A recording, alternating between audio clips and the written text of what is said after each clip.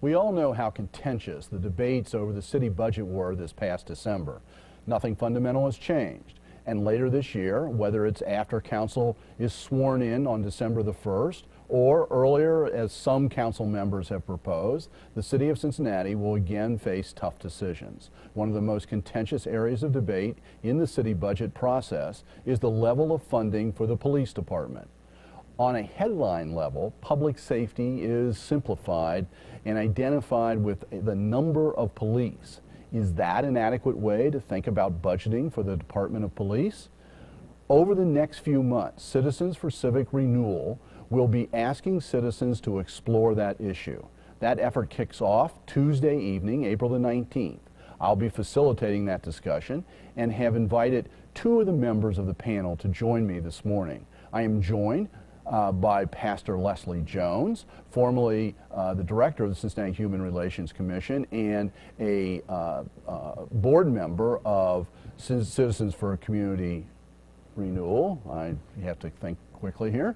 And John Eck, a professor of criminal justice at the University of Cincinnati and one of the foremost advocates of community-oriented policing, CPOP, which was adopted here after the April 2001 riots. Welcome to Newsmakers for both of you. Thank you. Thank you. It is 10 years since the police department has put in some new, a lot of new policies actually, a lot of new training. Professor, what do you think is the status of the Cincinnati Police Department in terms of effectiveness and adjusting to the new expectations that were set up after April 2001? We have moved in the last 10 years from a city and a police agency, which by charitably we call mediocre, to one of the police agencies in the country that would be at the cutting edge. And it's not just the policies and procedures that have been implemented. Those are critically important, but there's a whole new attitude in the police department that seems to permeate the entire police force from the chiefs on down. And that is an idea that they can reduce crime by collaborating with citizens, community members, businesses, other agencies in government, and find ways to do this with the least amount of force and the most amount of effect. And I think in the long run this will end up being a less expensive way of doing policing. And that is something I think that council is going to have to consider as it goes forward. Pastor Jones, do you see it from the same perspective? Do you see progress here in the last 10 years? I see that there's been quite a bit of progress. I think mainly our police department moved really from a philosophy of community-oriented policing that this is a good idea to do, and they've actually moved into practical application of community-oriented policing and working more collaboratively with the community.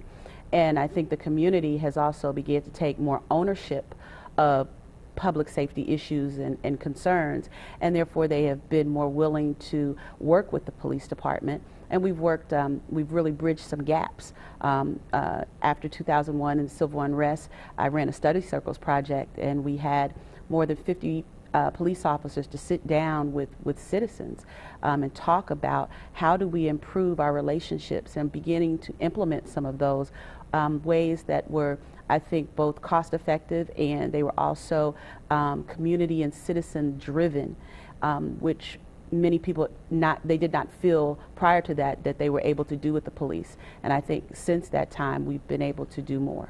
You know, one of the things, and I sort of set this up at the beginning, that both of you are talking about this complex relationship between citizens in the neighborhoods and our police department.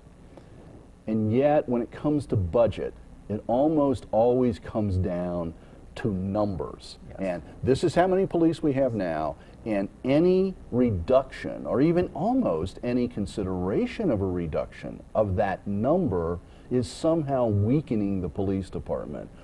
What do you say about that approach? It's silly. There is about 40 years of research on the effect of numbers on crime, and it comes to absolutely no conclusion. The most sophisticated statistical methods have been applied to it, and we still don't know what that relationship is. On the other hand, we have quite good evidence that the quality of policing matters a great deal. How the police interact with the community, what they do to address crime problems is what matters, not numbers. Obviously, below a certain number, it becomes ineffective. But after that, it's basically what you do, not how many you have doing it. Now, go ahead. And I would add to that I think when we look at those issues that it really takes citizen input to really define what safety, and because what I may feel safe is safe may not be what my neighbor feels is safe. So when we talk about numbers, we're talking about cutting things, we're talking about if we reduce this is what the impact is going to be. But if we don't all see that safety is equals something different, then we're not really getting that and addressing that issue. And this is where I think it's really important as a pastor whose your church is in Northside. Yes. Do you feel like the members of your congregation, they feel differently about the police department? They can understand that this difference between quality and quantity. Do you think the people in your congregation, do they understand that? I think there are many that do understand that. One, we are a very active congregation, and we do a lot of citizen engagement within our congregation, but we also have been very active in the community with addressing some issues. And so I think they understand a little bit more. But I think a lot of people, if they are given the opportunity and they're given the right information, will begin to understand that. And when we just talk numbers, people don't really understand the numbers, actually. That's right. Yes. And that's the problem. Yeah. John, come back to this because, okay, maybe people, not only is the philosophy and the practice changed, as both of you have been saying, and people are understanding it. When we get into these budget debates, they're not necessarily about research, they're not necessarily about effectiveness, they're about, oftentimes, let's be frank, political point scoring. And it comes in different things. Right.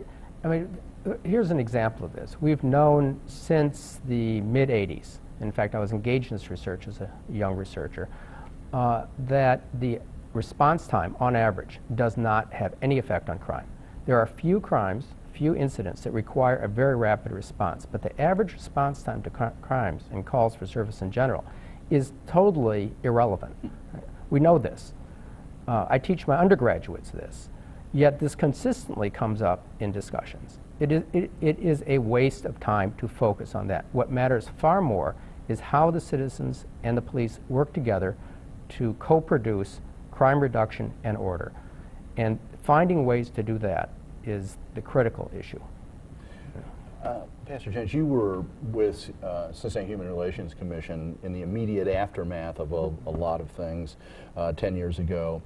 And one of the things, and I don't have the whole sequence laid out, but I heard former Chief Stryker say at one point in a public meeting that for political reasons he was instructed to add 100 police officers at one point. And he said at the time he tried to tell council that he didn't need them and that didn't make any sense, and he also feared that he'd have to then lay people off in the future.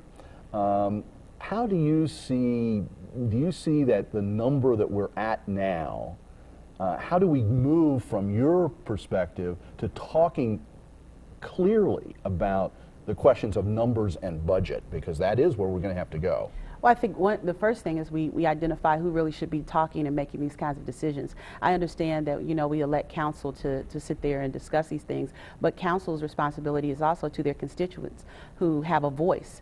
And so if they don't come and get the voice, and pretty much because of the picture that's been painted by crime stats and numbers, we have almost conditioned people to think that numbers make such a difference. And so what we're talking about now is really telling people the real story behind what makes the impact, as Dr. Eckes said, relationship. And having been, at the time, I was associate director and then became the director of Human Relations Commission. That is exactly what we do, build relationships and begin to show people how those relationships are interconnected to us resolving our issues. So when Chief Stryker, I remember that statement, I remember that whole situation, and we were in agreement that more police weren't going to solve the problem, better relationships were going to solve the problem. And I believe people really have said that over the years. I don't believe the collaborative or any of that was really about numbers. It was about relationships. And it seems kind of a simple statement now, but I think now people are understanding that people who could not sit in a room together 10 years ago are sitting in a room today and resolving problems and issues. And so as we can help the community to understand, this is really how we should address and help council to benefit from it. And that's what this workshop on Tuesday night is really, it's about the beginning of a process. Yes. It's not the end of a Yes. process. What's your experience, and we only have about a minute left, what's your experience about, it's one thing to teach your classes and help your undergraduates learn that. What is it about, what your experience about helping people in the community learn these sorts of ideas? I think that members of the community really understand these issues when it's framed to them and they have a chance to talk about it. One of the things we know is that we really have a relatively few offenders who are creating most of the problems. We have a relatively few places where most of these problems occur, and we have a relatively few victims who are repeatedly victimized.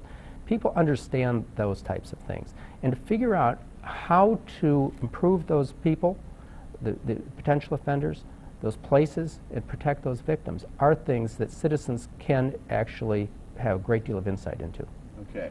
I want to make sure that people know about how to find this workshop, and it will be Tuesday night at Media Bridges, which is at Central Parkway and Race, and the entrance door is on Ray Street. That's the northeast corner of Central Parkway and Race, from 7 till 9, and you can find more information out at citizenscivicrenewal.org. And I really encourage people, and you're just 2 members. I think there's going to be 5 members of the panel with a lot of different perspectives. Thank you for being here this morning. Thank you for this work. Thank you for talking to the public on Tuesday night. Well, thank you for inviting us. Thank you for inviting us. Thank you for making Newsmakers a part of your Sunday morning. Join us again next week to meet the women and the men shaping our community for the future. Have a good week. Very good.